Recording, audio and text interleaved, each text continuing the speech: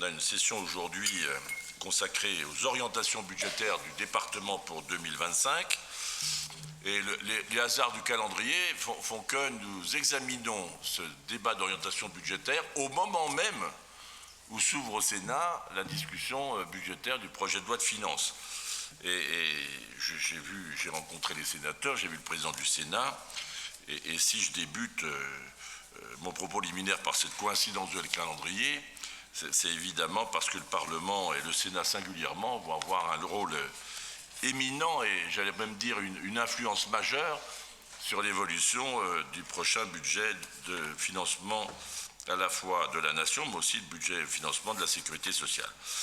Vous savez tous ce que le texte initial du projet contenait et les interrogations, l'incompréhension qu'il a suscité, prévoyait un prélèvement, il prévoit d'ailleurs toujours, puisque c'est ce texte qui revient paradoxalement devant le Sénat, c'est le texte initial, et non pas le texte amendé, puisqu'il a été repoussé par ceux-là même qui l'avaient amendé. On est dans une situation extrêmement paradoxale, mais en tout cas voilà, c'est le texte initial qui revient donc devant le Sénat, et ce texte initial prévoit 5 milliards d'euros de prélèvements sur le budget des collectivités pour venir combler un déficit de l'État abyssal pour lequel d'ailleurs nous ne sentons absolument pas responsables.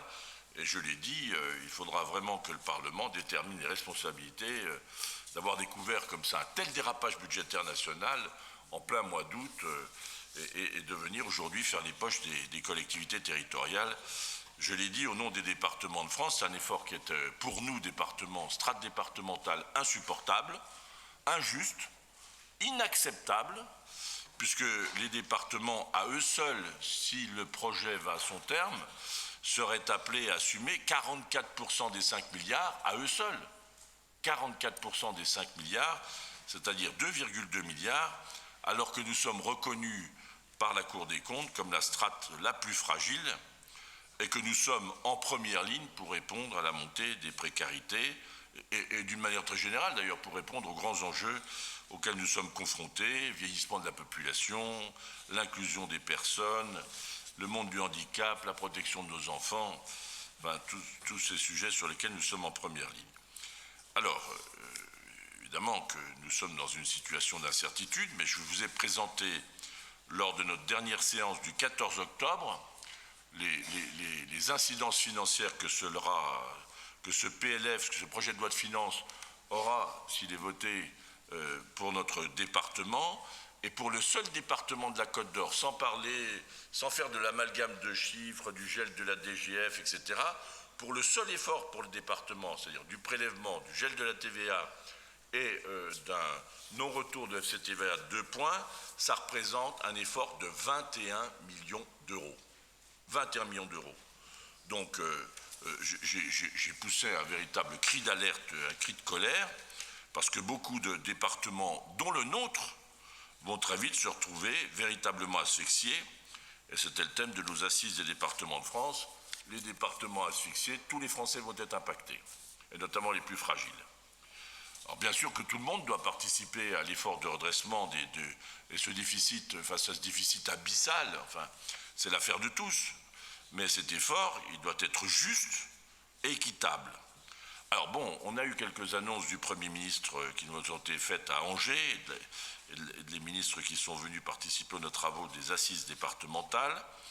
Il nous a annoncé tout d'abord qu'il envisageait une baisse très significative de la contribution qui nous est demandée, c'est le prélèvement sur nos ressources, avec une clé de répartition qui serait discutée au Sénat. Bon, nous on souhaite que vraiment on aille au-delà, puisqu'on souhaite un gel et un abandon pur et simple de ce fonds de précaution, qui est une usine à gaz inventée par Bercy. Bon, ensuite, il a annoncé également que nous aurions une possible augmentation du plafond des droits de mutation à titre onéreux de 0,5 points, ce qu'on appelle les DMTO, les droits de notaire, pour faire simple, sur 3 ans, c'est ce que je vais demander à titre provisoire, sur 3 ans, ce qui représente pour les acquéreurs quelques centaines d'euros sur un bien immobilier. On regardait sur 400 000 euros, c'est 2 000 euros à répartir sur 20 ans, enfin c'est pas insupportable. Et je le dis par rapport à ceux qui ont élevé des protestations dans la situation que traverse le marché de l'immobilier, en réalité, les constructions neuves ne sont que très peu concernées par les DBO, puisqu'il y a des dérogations, des systèmes dérogatoires, et que effectivement, ça peut s'amortir dans la durée tout à fait sereinement, et ça représenterait 1 milliard de ressources supplémentaires pour permettre aux départements de continuer d'investir aussi, pour aménager nos routes, développer le territoire, rester attractif. Cette mesure, donc, elle était contestée. Vous avez vu les dernières déclarations du Rassemblement national menaçant le chef de gouvernement de voter une censure, c'est-à-dire au cas où cette mesure resterait dans les perspectives du projet de loi de finances. On verra ce qu'il se passera. Enfin, il y a une annonce aussi à laquelle je tiens beaucoup, et on a demandé à ce qu'on puisse avoir un concours de la CNSA beaucoup plus élevé notamment qu'il ne l'est aujourd'hui. Vous savez qu'on finance pour l'essentiel les départements de France, qu'on appelle les allocations individuelles de solidarité. On finance le RSA à plus de 50%. Je rappelle qu'il y a 10 ans, on finançait 11% du RSA. Aujourd'hui, les départements financent 50%. On finance les AIS pour l'essentiel, l'État n'y contribue qu'à hauteur un peu plus d'un tiers, et c'est le cas aussi pour la PCH, le handicap, où l'État, là aussi, n'en assure un peu plus d'un tiers, avec des variations selon les départements. Ce qu'on a demandé, c'est qu'on puisse avoir une contribution de l'État au moins à 50-50 dans les 3 ans de la couverture de ces allocations individuelles de solidarité. Bon, pour l'instant, on n'y est pas encore, puisque le gouvernement a annoncé 200 millions d'euros qui devraient être versés par la caisse de la CNSA aux départements au titre de leurs compétences en matière d'autonomie. Bon, ce sont des avancées, mais enfin, ça ne règle pas le problème de fond qui fait que nous sommes confrontés à des lourdes difficultés. J'en appelle maintenant évidemment aux sénateurs. J'ai invité ceux de Côte d'Or, tous ne sont pas venus. Je le regrette parce que l'avenir des départements impactera très directement aussi les communes, parce que nous sommes devenus le premier partenaire des communes. Et donc, j'en appelle aux sénateurs pour confirmer d'abord dans le texte du PLF ses premiers engagements et pour nous redonner, de manière plus générale, des marges de manœuvre à court terme, parce que nous étions déjà, avant même ces annonces de contribution, dans une situation compliquée, pour ne pas dire difficile, dans beaucoup de départements. Alors, c'est dans ce cadre-là, bon, qui est quand même avec de nombreuses incertitudes, qu'il nous a fallu rédiger ces orientations budgétaires et bâtir un budget pour 2025. Alors, je vais être très clair dès le début de ce débat. Très clair. Je suis déterminé à respecter le calendrier budgétaire que j'ai fixé et à vous proposer, comme chaque année, un budget dans 3 semaines lors de notre session des 16 et 17 décembre prochains. Parce que je ne veux pas créer un climat d'incertitude auprès de tous nos partenaires qui s'interrogeraient pendant 3-4 mois quelles vont être nos propres orientations budgétaires. De droite et de gauche, il y en a qui repoussent au mois de mars pour dire on va essayer de récupérer, voir le compte de gestion, etc. Moi, je ne veux pas ajouter de l'incertitude à de l'incertitude. Donc les Côtes d'Oriat doivent savoir, dans ce contexte politique compliqué, inédit, devant lequel nous sommes placés, ce que nous voulons pour la Côte d'Or. Donc le budget aura bien lieu, comme par le passé, au mois de décembre, ce qui permettra pour tous nos partenaires, dès le début de janvier, pour le courant de l'année, de connaître nos grandes orientations et les moyens que nous entendons consacrer dans ce contexte extrêmement dégradé. Donc nous sommes, d'ailleurs vous le savez tous, nous sommes devenus un repère pour beaucoup de nos compatriotes, pour beaucoup d'élus qui se tournent vers leurs conseillers départementaux lorsqu'ils ont des difficultés et qui savent qu'ils auront là un repère de proximité et puis de stabilité dans la réponse qui doit leur être apportée. Donc, dans ce contexte, préparer, je vous le redis, des orientations budgétaires avec autant d'incertitudes, je veux d'abord saluer nos équipes, mes équipes de la direction des finances qui sont derrière, et toutes les équipes qui contribuent, et tout le comité de direction, monsieur le directeur général des services, cher David, les remercier pour avoir relevé ce challenge, puisque dans 3 semaines, nous aurons un budget pour la Côte d'Or. Et donc, je suis vraiment très reconnaissant de cet effort et qui est aussi de cet effort de réorganisation que nous avons fait dans nos services et de maîtrise aussi de l'évolution budgétaire de nos propres services. Et de ce point de vue, les efforts ont déjà été clairement accomplis par nos équipes.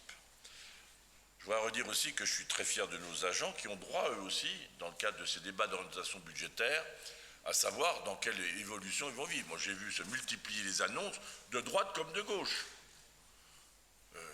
Des annonces de suppression de postes dans les départements.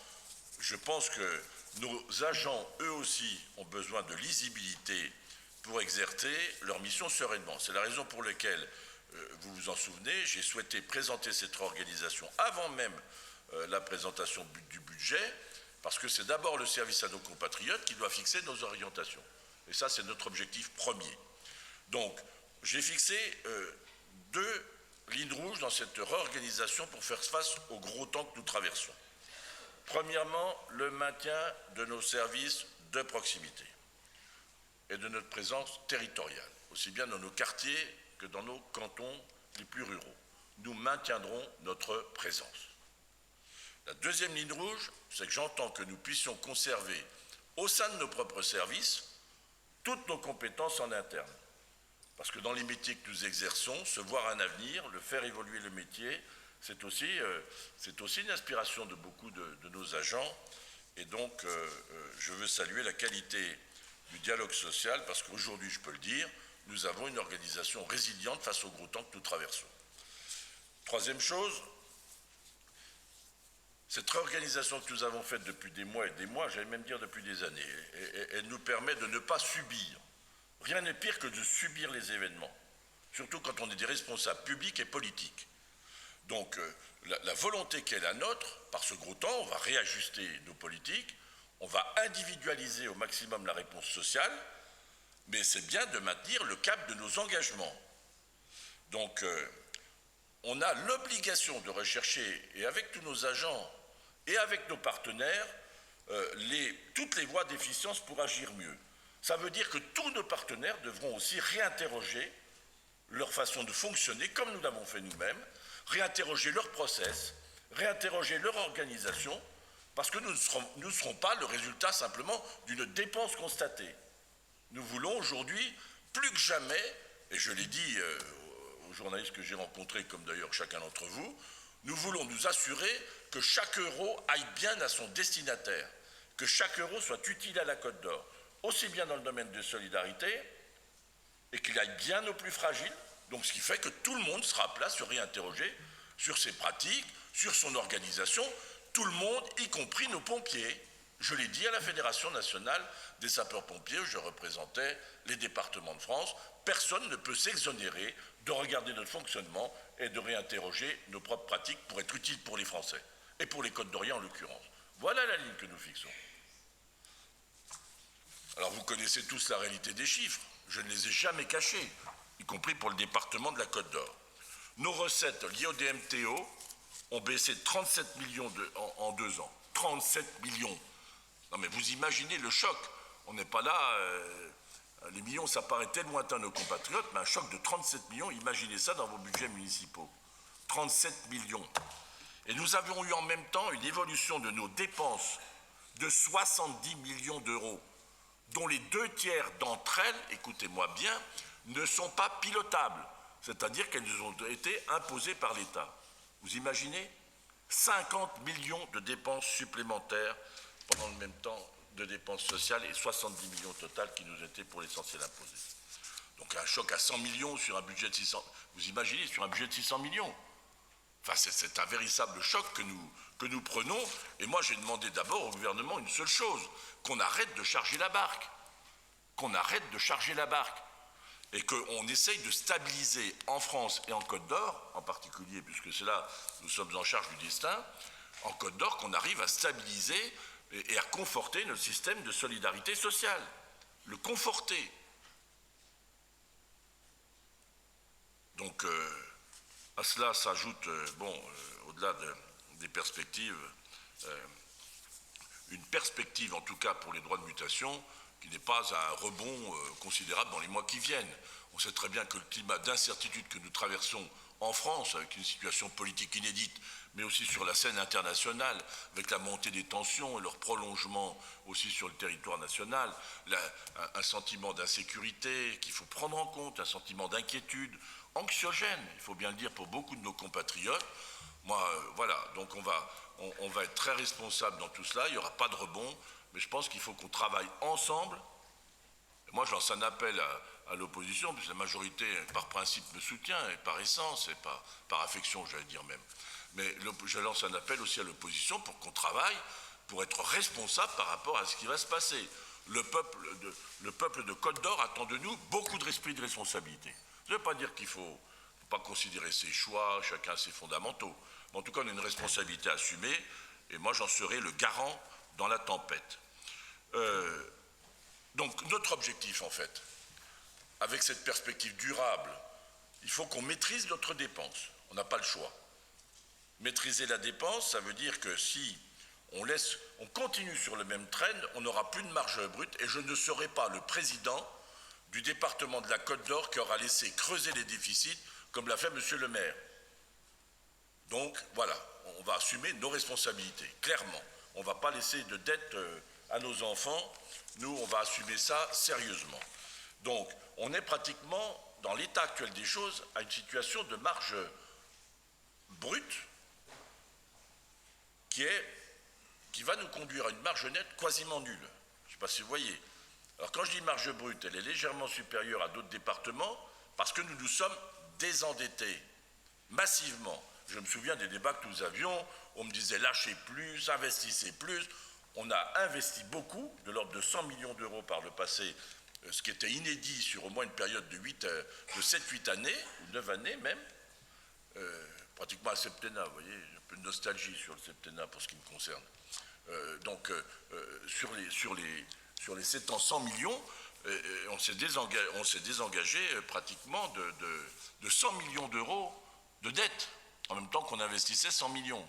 Donc on s'est désendetté massivement, ce qui nous permet d'avoir un seuil qui n'est pas un seuil critique comme beaucoup de départements. Je vous rappelle que tous les départements de France sont aujourd'hui en moyenne sous un seuil de marge brute de 5%, c'est-à-dire en dessous des 7% qui sont présumés le seuil d'alerte par la Cour des comptes. Ce n'est pas moi qui le dis, c'est la Cour des comptes.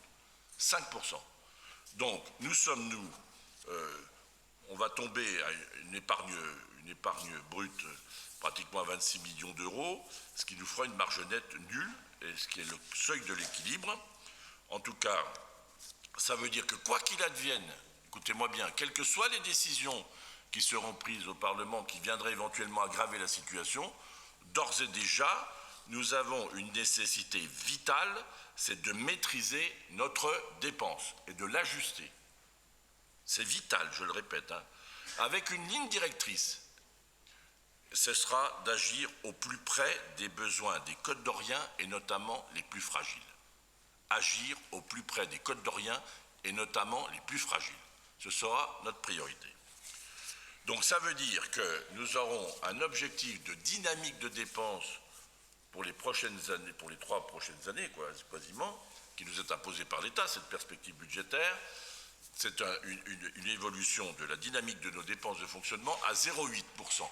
Donc ce n'est pas régressif, mais ce sera une progression en dessous de l'inflation. En dessous de l'inflation.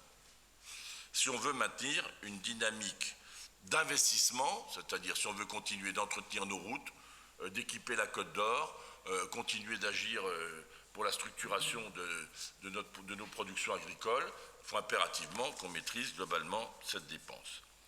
Donc la traduction de cet effort, je vais dire les chiffres clairement, ce seront 7 millions d'euros d'économies en fonctionnement qui serviront de base pour 2025, 7 millions d'économies pour des dépenses réelles de fonctionnement qui devraient s'élever à 579 millions d'euros.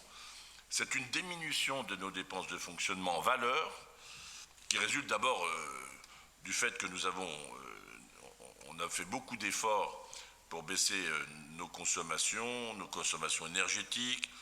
On a fait beaucoup d'économies. À nouveau, je remercie nos équipes pour ce qui concerne les frais financiers. Et puis, on a optimisé aussi les charges à caractère général. et nos réorganisations nous ont permis d'agir de manière plus efficace et efficiente. On doit continuer cet effort collectif que nous avons fait depuis plusieurs années. Ce que je propose donc, contrairement à ce que feront certains de mes collègues, ce que je propose, ce n'est pas l'austérité, c'est au contraire de rechercher ensemble tous les moyens d'agir mieux et plus efficacement au service des Côtes d'Orient avec un contexte budgétaire contraint tel qu'il est le nôtre. Donc il faudra faire des choix clairs et assumés. Et le premier choix, je l'ai dit, je vous le redis, mais je vous le redis à nouveau, c'est de maintenir notre capacité d'intervention sur 100% de la Côte d'Or et donc notre présence territoriale qui est une force de frappe pour tenir le second engagement qui est d'apporter une réponse individualisée. Je dis bien individualisée. Qu'est-ce que ça veut dire une réponse individualisée? Ce sera une réponse qui sera adaptée à chaque famille qui est dans la difficulté. Ce sera une réponse qui sera adaptée à chaque aîné. Et j'ai demandé à nos services de travailler mieux avec aussi le service hospitalier, ou plutôt le service hospitalier, de travailler mieux avec nous, notamment pour les sorties de personnes âgées, de personnes en situation de fragilité. Parfois, les informations ne sont pas communiquées. Donc, on va, je le répète, insister sur l'individualisation de la réponse. On fera aussi le même travail pour les personnes handicapées, je souhaite que vraiment on soit extrêmement attentif à la situation de chacun et proportionné à la situation de chacun. Évidemment, c'est ce que j'ai appelé le juste droit. Et notamment pour les RSA, il n'y a pas de droit sans devoir. C'est-à-dire quand on bénéficie de la solidarité et qu'on est en mesure et qu'on souhaite se sortir de sa situation, quelle qu'elle soit, eh bien, il faut répondre à ses devoirs. Et je n'hésiterai pas à prendre mes responsabilités lorsqu'on refuse les devoirs. D'ailleurs, la loi prévoit un certain nombre de sanctions. Il ne s'agit pas de les mettre en fragilité, les personnes qui sont déjà fragiles, mais de les inviter à venir à tout le moins au rendez-vous qu'on leur fixe. Et donc ça, je le redis, j'ai redit à mes services que nous soyons, et à nos services, que nous soyons extrêmement clairs sur la dimension des droits et devoirs.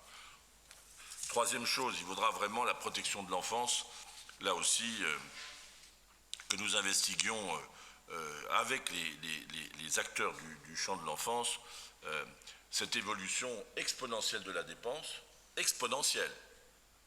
En matière de dépenses sociales, mes chers collègues, en 3 ans, nous avons augmenté nos budgets de 34%. 34%. Je souhaite qu'on réinterroge nos systèmes et qu'on réévalue la façon dont tout cela fonctionne. 34%. Et vous avez vu, avec beaucoup de difficultés, parce qu'on est confronté à la violence dans la rue, ben on l'a aussi dans nos maisons.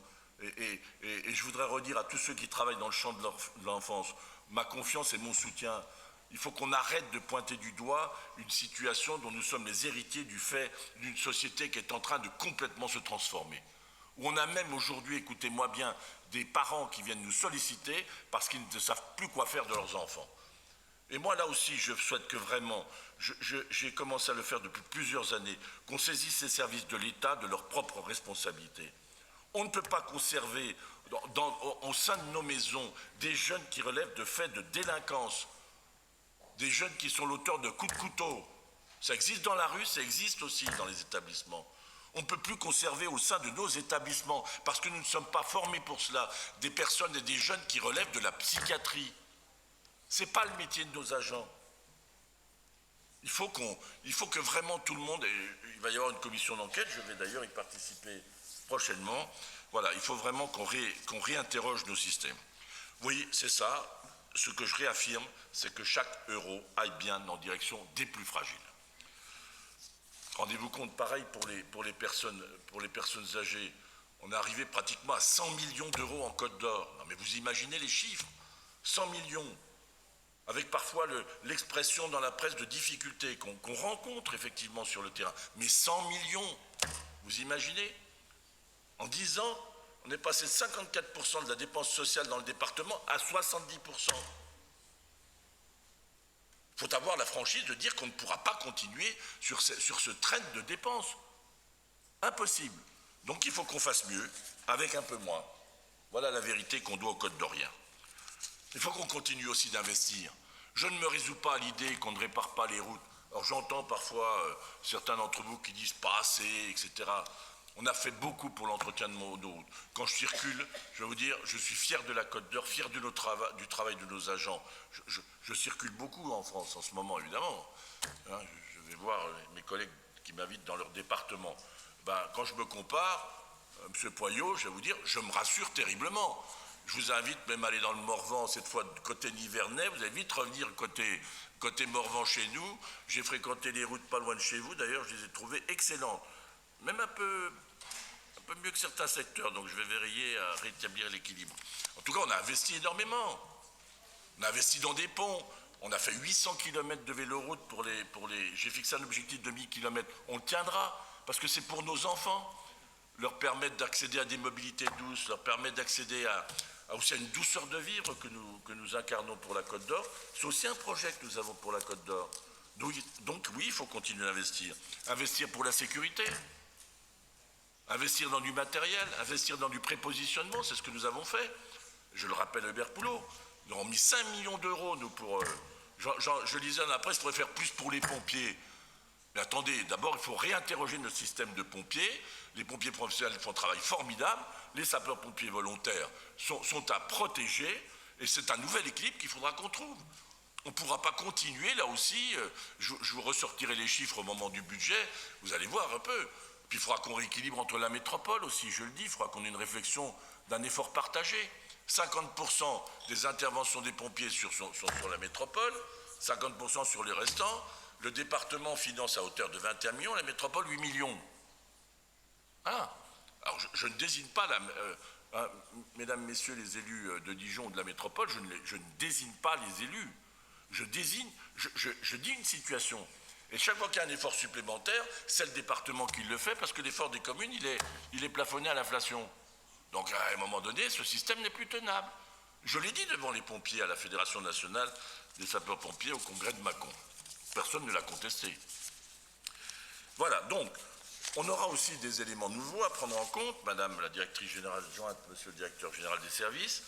La loi nous impose une généralisation du programme France Travail, c'est-à-dire de renforcer le travail avec Pôle emploi devenu France Travail. On a expérimenté dans le canton de Genlis et dans le secteur de Beaune, avec un vrai succès. Ça demande des moyens humains. Là aussi, il faut qu'on généralise en ciblant territorialement sur les secteurs qui sont les plus concernés, ciblant aussi les personnes, c'est-à-dire ceux qui sont en situation de retourner vers l'emploi. Il faut vraiment qu'ils soient accompagnés d'une main solide pour retourner vers l'emploi et trouver leur épanouissement. Voilà, donc on aura là aussi un travail d'examen à faire sur ces sujets. Enfin, on va aller plus loin dans la volonté de soutenir l'activité et l'emploi dans notre département, et dans un souci de simplification, je vais vous proposer de regrouper toutes les aides existantes. Vous savez, on avait Boost Emploi, Maintien pour l'emploi Côte d'Or, Cumul RSA salaire. On va faire une même aide incitative qui là aussi sera adaptée à la personne qu'on veut accompagner dans son parcours. Donc on va aller davantage vers l'individualisation pour sortir des systèmes, mais accompagné, je le disais, d'une main ferme, ça veut dire main solide, ça veut pas dire, voilà, en tenant compte de la situation de chacun pour l'amener vers l'emploi, notamment sur des métiers en tension dont nous avons bien besoin. Il y a toujours cette question du tarif du repas, je l'assume, jusqu'à la fin de l'année scolaire, c'est pas la peine d'agiter les pompons, jusqu'à la fin de l'année scolaire, le débat a déjà eu lieu, le repas sera à 2 €. Et puis on se reverra pour la rentrée de septembre. Puis je vous ferai des propositions à la rentrée de septembre. Donc ce n'est pas la peine de s'agiter dans l'immédiat ou d'avancer je ne sais quoi dans chaque collège.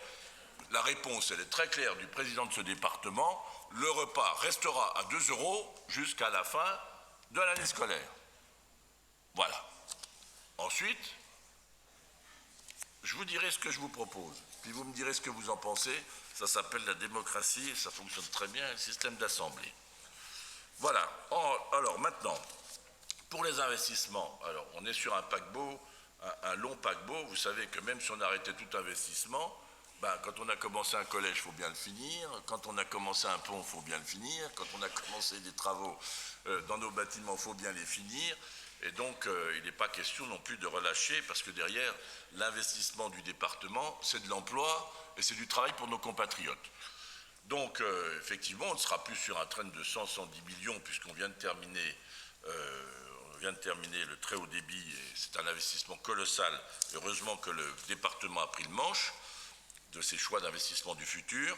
Donc, l'année prochaine, on a prévu d'inscrire pratiquement 95 millions d'investissements au prochain budget.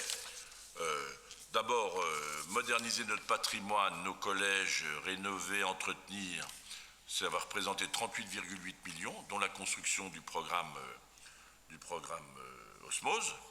Le programme aussi de cession de notre patrimoine sera engagé comme tel que je vous l'ai présenté, et je le présenterai tout au long de tout le patrimoine qui n'est pas utile à la Côte d'Or et au Côte d'Orient sera cédé, je l'ai dit, je l'ai annoncé, et donc nous le ferons dans les mois qui viennent, selon le plan qui vous est indiqué. On aura un peu plus de 20 millions pour entretenir nos routes et sécuriser nos routes, nos ponts, poursuivre le plan d'aménagement cyclable. C'est un effort qui est constant. Nous atteindrons les 800 km de voies cyclables à la fin de l'année 2025. Notre objectif, c'est horizon 2028, 1000 km. On ne bouge pas là-dessus. Et puis, je veux adresser un message aux maires de Côte d'Or, qui, pour certains, ont exprimé leur inquiétude. Certains se sont retrouvés à Paris la semaine dernière, au congrès de l'AMF, et ont exprimé leur inquiétude. Je vais leur dire un message simple. On restera à vos côtés pour accompagner vos projets. Je n'ai pas l'intention de renoncer à l'aide que nous apportons à nos communes, parce que c'est la préservation de notre patrimoine, c'est aussi le soutien au monde rural qui en a bien besoin. Vous avez vu comment il s'est exprimé encore récemment dans les urnes. Il y a un sentiment d'inquiétude, d'incompréhension, et nous serons à leur côté, là aussi, fermement. On va y consacrer, comme les années passées, pratiquement 20 millions d'euros. Donc vous imaginez ce soutien que nous voulons. Je proposerai aussi à Dijon, parce que je n'oublie pas qu'il y a 2 ou 3 projets d'intérêt départemental qui sont portés par la ville de Dijon, comme je l'ai fait pour Chenôve, comme je l'ai fait pour Quetigny ou d'autres. Je proposerai prochainement un contrat pour Dijon. Vous savez qu'on s'est beaucoup engagé aussi dans les quartiers prioritaires de la ville, et nous sommes maintenant partenaires aux côtés de la ville pour apporter nos contributions, et on a une présence territoriale dans ces quartiers prioritaires de la ville. Il y a beaucoup de nos agents qui travaillent aux côtés des familles nos agents à qui je veux rendre hommage. Donc je proposerai aussi un contrat à Beaune, qui est une ville aussi structurante, au-delà de ce que nous avons engagé. Donc les engagements pris à l'égard des collectivités seront tenus. Voilà, y compris à Dijon. Dernier mot pour nos agriculteurs. Vous savez, je ne sais pas si vous vous souvenez, nous avions organisé une session ici avec la Chambre d'agriculture pour alerter, à travers nous d'ailleurs, tous les consommateurs sur leur responsabilité dans l'acte de consommation vis-à-vis de nos agriculteurs. Ils sont en ce moment, pour certains d'entre eux, dans de grandes détresses, grandes difficultés, des perspectives de négociations internationales qui auront des conséquences lourdes, c'est-à-dire qu'on s'apprête à importer des matières qui ne respectent pas les mêmes normes qui sont imposées à nos produits, ce qui est proprement insoutenable et insupportable. Des concurrences inégales, et donc effectivement ils ont tout notre soutien, et ce soutien restera dans les limites, je leur ai dit, de ce que nous faisions par le passé, pas plus ni moins. Mais en tout cas, nous avons un signal là aussi à adresser à nos jeunes qui se sont engagés dans ce métier. Et puis on a un défi, c'est qu'il y a aussi d'autres jeunes qui viennent s'engager. Dans les 10 ans qui viennent, on va perdre pratiquement 30% de nos agriculteurs qui vont partir en retraite. Donc évidemment, vous voyez le choc de succession, de transmission générationnelle qui est devant nous. Donc on maintiendra notre laboratoire départemental qui intervient pour beaucoup aux côtés de nos agriculteurs. Dans les domaines des groupements de défense sanitaire, vous avez vu qu'on est obligé de reprendre ce que ne fait plus la région. Il faut le constater. Dans ces périodes où nous avons grippe aviaire, maladie, ovine, après la tuberculose qu'on a connue, évidemment que nous devons rester auprès des groupements de défense sanitaire. Voilà, et puis la marque 100% Côte d'Or qu'on continuera de soutenir. Donc, ne me refaites pas le coup de la communication, ce sera inutile. Hein, je sais bien que vous êtes friands, c'est chaque fois votre... Comment on appelle ça déjà dans la presse? Le marronnier, je crois que c'est ça. Ben, c'est votre marronnier à vous. Ce ne sera pas la peine, c'est pas la peine.